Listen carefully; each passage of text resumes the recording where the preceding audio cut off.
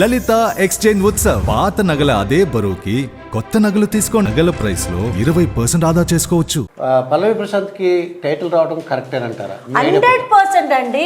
అయ్యో తను ఒక సింపతి బేస్ గా లోపలికి వచ్చిన 100% తన కష్టం మీదే తన టైటిల్ గెలుచుకున్నాడు అనడానికి ఇందులో ఎలాంటి మొహమాటం లేదు. ఎందుకంటే తను కష్టపడ్డాడు. ఒక చిన్న స్థాయి నుంచి ఎక్కడో ఒక రైతు కొడుకు సరే సెంటిమెంట్గా లోపలికి వచ్చిన ఎంతమంది టాలెంట్స్ ఉన్నారండి. ఇప్పుడు సందీప్ గారు ఉన్నారు, శివాజన్న గారు ఉన్నారు, పెద్ద పెద్ద స్టార్స్ ఉన్నారు, ఎంతో సీనియర్స్ ఉన్నారు.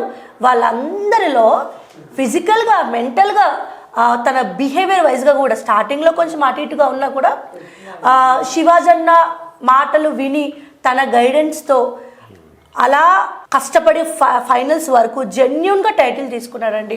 ప్రశాంత్ టైటిల్ ఖచ్చితంగా తను ఒక రైతు కొడుకు అనే సింపతి బేస్ అయితే కాదండి.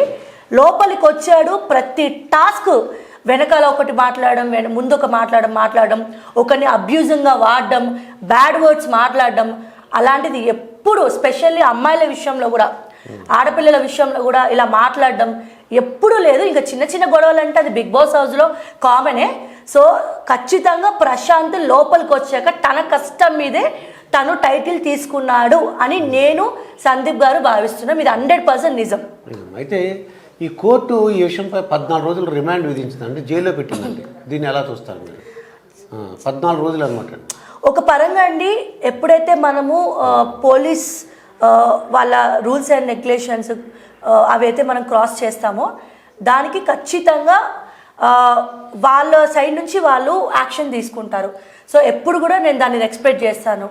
కానీ ఇది ప్రశాంత్కి తెలియకుండా జరిగిన విషయం. అంటే ప్రశాంత్కి తెలియకుండా తన చుట్టూ ఉన్న వాళ్ళు ఫ్యాన్స్ అవనివ్వండి, ఎవరైతే అవనివ్వండి, వాళ్ళ సొంత మనుషులు అవనివ్వండి, వాళ్ళు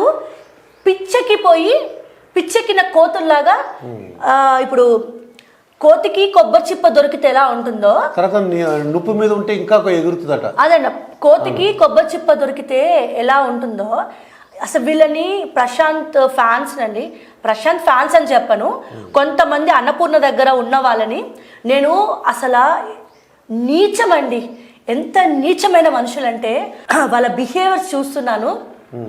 ఒక్కొక్క సెలబ్రిటీని ఎలా తిడుతున్నారంటే అసలు మీరు మనుషులేనారా?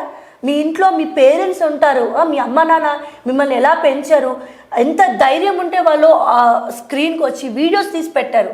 సో నిజంగా అలాంటి వాళ్ళకి ఖచ్చితంగా ఎవరైతే ప్రశాంత్ని ఇరికిచ్చేసి ప్రశాంత్ ఫ్యాన్స్ అని చెప్పుకుంటూ ఈరోజు ప్రశాంత్కి పరిస్థితి తీసుకొచ్చారో ప్రతి ఒక్కరిని కార్లు పగలగొట్టడం కానీ మిగతా సెలబ్రిటీస్కి ఎవరెవరైతే ఇబ్బంది పెట్టారో వాళ్ళందరికీ ఖచ్చితంగా నాకు శిక్ష వేయాలని కోరిక. కానీ నిజంగా చెప్తున్నానండి, నాకు తోడ బుట్టకపోయినా ప్రశాంత్ జర్నీ నేను చూశాను.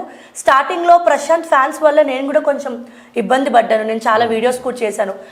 ప్రశాంత్ ఫ్యాన్స్ వల్ల చాలా మందికి బ్యాడ్ కామెంట్స్ పెట్టడం అలా చేశారు.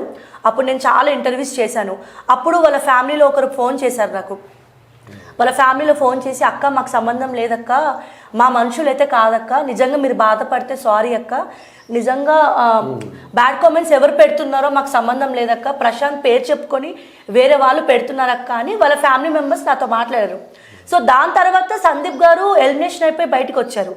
బయటకు వచ్చిన తర్వాత ప్రశాంత్తో పర్సనల్గా తను ఉన్నారు కాబట్టి అసలు ప్రశాంత్ నేచర్ ఏంటి, ప్రశాంత్ ఎలాంటి వాడు అనేది నాకు క్లియర్గా చెప్పాడు. కానీ ప్రశాంత్ వెరీ గుడ్ పర్సన్, చాలా పర్సన్. ఇంకా యాటిట్యూడ్ అంటారండి, అది కొంతమందికి ఉంటుంది. చిన్న స్థాయి నుంచి ఎక్కడో ఉన్న అతను అసలు నేను గెలుస్తానా గెలవనా, ఇండస్ట్రీలో ఒక హీరోతో పక్కన నిలబడి ఫోటో తీసుకుంటే చాలు అనే ఒక మనిషి సడన్గా నైట్కి నైట్ ఇంత స్టార్డమ్, ఇంత సెలబ్రిటీ అయిపోయాడు.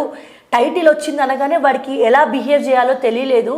ఎవరైతే వాడిని నువ్వారా క్రిటిసైజ్ చేసిన వాళ్ళు ఉంటారు కదా, అరే నీ ముఖానికి బిగ్ బాస్ ఏంట్రా, అలాంటి వాళ్ళకి ఆన్సర్ ఇవ్వాలి అనే దాంతో వచ్చిన బిహేవియర్ తప్ప వాడు ఒకరిని హర్ట్ చేయాలి, ఒకరిని బాధ పెట్టాలి, అంతవరకు ఒక దరిద్రంలో జరిగిపోయిందండి. నిజంగా ఎంత బాధ అనిపిస్తుందంటే వాడికి ఒక టైటిల్ తీసుకున్నాడు ప్రశాంత్, ఒక టైటిల్ తీసుకొని బయటికి వచ్చాడు.